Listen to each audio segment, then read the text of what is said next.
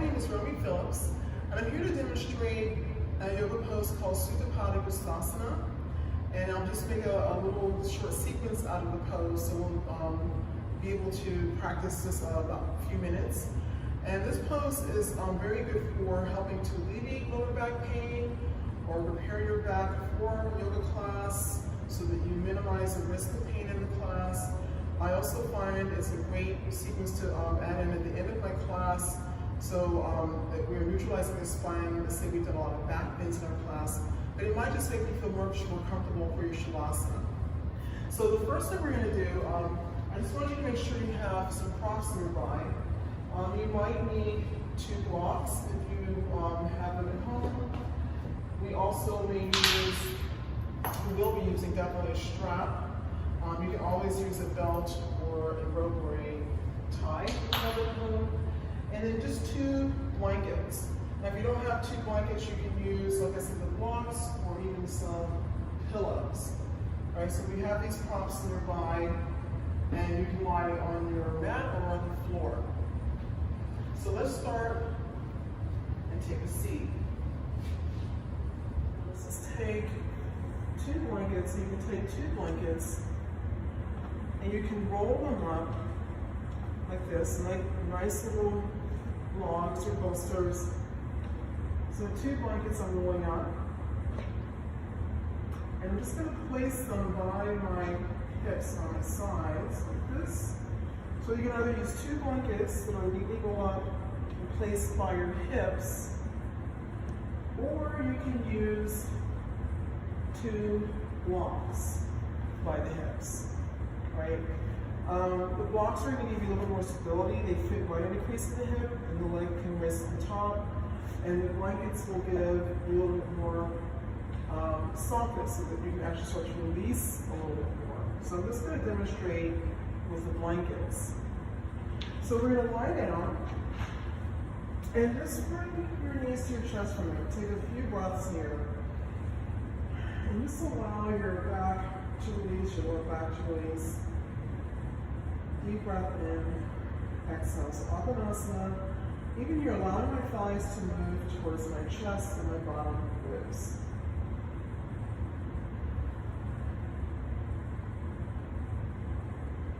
Now place your feet on the floor. And then get your strap. Place the strap on the right foot.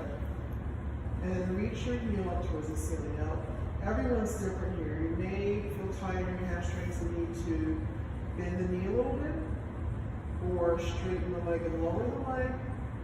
If you're really tight, you can keep this left leg bent for a while, but ideally working towards a straight leg. Okay, so this is Supta Padangusthasana 1, right, the first stage. Keep pressing to the ball of your foot. And even here, I'm trying to ground the left thigh down towards the floor, especially the inner left thigh. The sacrum is pressing to the floor. I'm not flattening my back. I just want to keep a nice neutral curve in my lower back.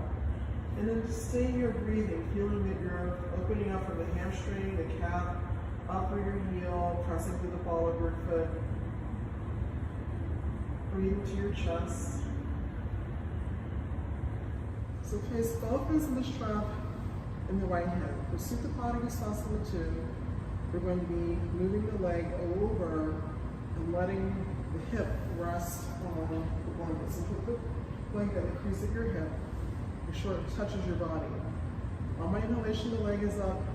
Exhale, coming to the side. Inhale, come back up. Exhale, over. Inhale, come back up. And exhale, over and rest your leg on the blanket. So this blanket just keeps my pelvis balanced and helps me to create a nice sense of evenness throughout the entire body. So for a little additional stability, you can place your left hand on top of the left thigh and just feel as if you're pressing down with the left heel, on the side of your hip, and your left shoulder. Stay here and breathe. Keep working the external rotation in the right thigh, so the inner right thigh rolls towards the outer right thigh. Feel like you're lengthening from the inner thigh to the inner knee and inner ankle. Inhale, come back up, and let's do Supta Padangusthasana 3. So I put both ends of the strap in the left hand, and then slowly twisting over to the left. Notice how I'm not twisting completely. I'm only twisting enough to feel where I'm isolating the outer right thigh and hip and releasing tightness there. And if you want, you can look toward your right shoulder and stay here and breathe. And then come back to center and release. And just notice the difference between the right leg and the left leg. Let's bend the right leg. Place the strap on the left leg. Reach up to the ball of your foot. You must spread your toes. And once again, you decide if the leg is bent or straight or even lower, right? And then if you're feeling opened up in the hamstrings and generally, I want you to press the right heel into the floor. The inner right thigh presses down. Both ends of the strap in the left hand. Good, now from here, take a few breaths and just reach up to the ball of your foot. So it feels like you're lengthening from the back of the leg up through the calf of your heel. Good, now both ends of the strap are in the left hand. I'm moving the leg dynamically. Slowly lower, let the leg hover above the floor. Exhale, inhale, come back up. So Supta 2. Inhale, exhale down. Releasing as you exhale. Coming back up, inhale. And then exhale, lower down again. And keep your left thigh resting on the floor. Now keep pressing down to the right heel, the right side of your pelvis, and the right shoulder. Turn from the inner left thigh to the inner outer left thigh. So just keep pushing through the ball of your foot. Stay here and breathe. Okay, now coming back up, inhale. Place both ends of the strap in the right hand and just go slightly diagonal. So I feel a little bit of a stretch in my outer hip. And I just stay here and hold. This is Supta 3.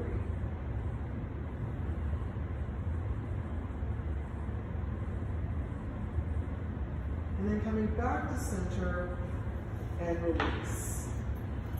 And then stay here and pause and then take a few breaths.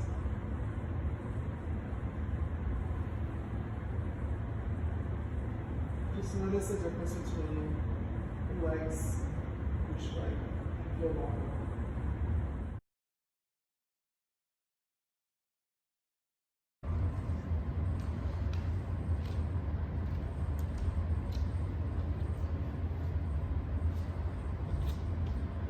Hello, my name is Romy Phillips. I'm here to show you a nice chest opener that helps us to find a little bit more flexibility in your spine and minimize the effects of kyphosis, which is a spinal curvature, which brings the spine in more flexion, and this way we get more extension and opening, right?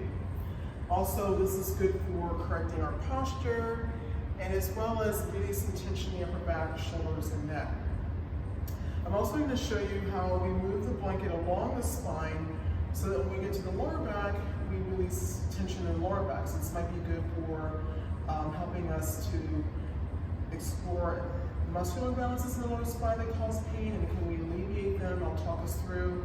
And then we finally end up with the blankets underneath our thighs and legs so that we can actually just let the whole spine release. So first thing you do is you take a blanket and make a nice tight roll. Right, now some people will need to make this roll smaller, but I'm just demonstrating the options of right before I roll up this blanket, I have a nice thick smooth log. Right, so this might be too big for some people because I would be really draping my thoracic spine over. Right, so this is pretty intense for some of us. Because you want the shoulders to rest on the floor.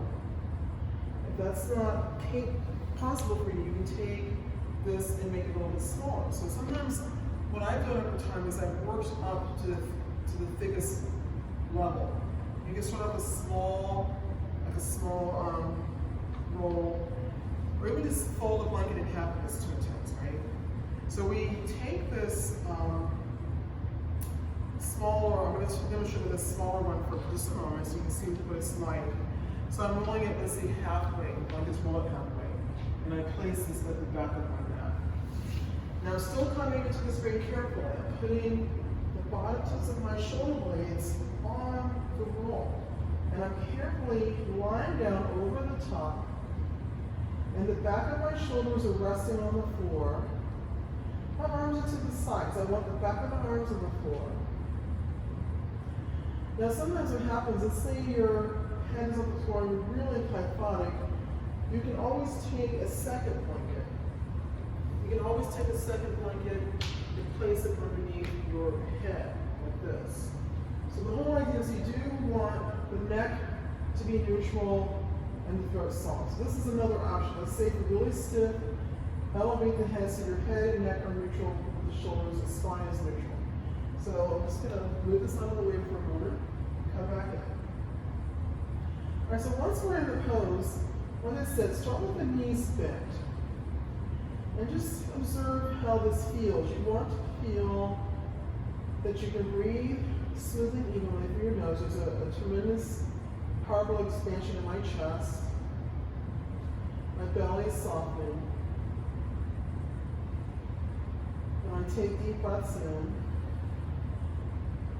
Right, and then I'm wanting to feel my upper back release gently into the blanket. So if there's a muscular tension somewhere in balance, as you will gradually start to be aware of them, and you can start to ease out of the body as you use your exhalations period of time.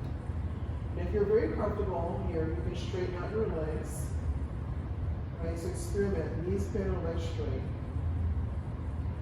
Ideally, it's nice to stay here for, let's say, a minute or two, if you want even up to several minutes, but I'm just demonstrating this, so I'm just going to time this with 5 breaths, and you're always welcome to practice for a long period of time. But notice how I inhale, my chest can really expand. Upper back lifts, exhale, soften, shoulder blades on the floor. And just breathe fully into the circumference of your chest and torso.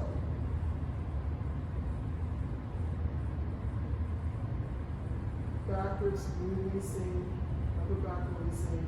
So even as I let her, start to feel this very pleasant sensation of muscles releasing tension. It's very relaxing. Okay, now for the next stage, you bend your knees. Always roll to the side, never just sit up. So roll to the side. I'm just going to move this down a little bit lower. I can keep the same width for this for now. I'm going to place this on my lumbar spine, like this. And my back muscles are relaxing against the floor, upper back, so it feels already just freed up. I feel a sense of ease in my upper back already. And I'm straightening out my legs, so I feel comfortable. And if you're experiencing some discomfort in the lower back, this might be actually intense for you. Right? So I know when I've had back pain before, just having this pressure on the lumbar, I'm also trying to enhance the lordotic curve of my lumbar spine. So if it's been flattened out, it just might feel uncomfortable. So start to breathe deeply. Inhale. Exhale. And as you start to lay here, you'll feel some of that tension release in the lower back.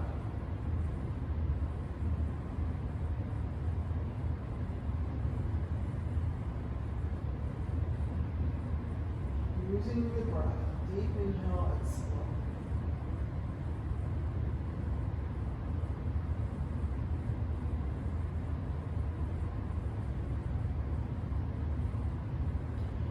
For the next stage, after you've been here for a while, you roll to the side, come up.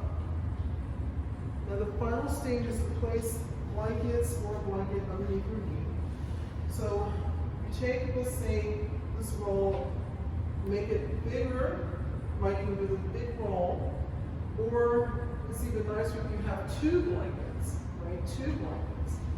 So you can really elevate the legs, and then allow your legs to rest on top of the blankets.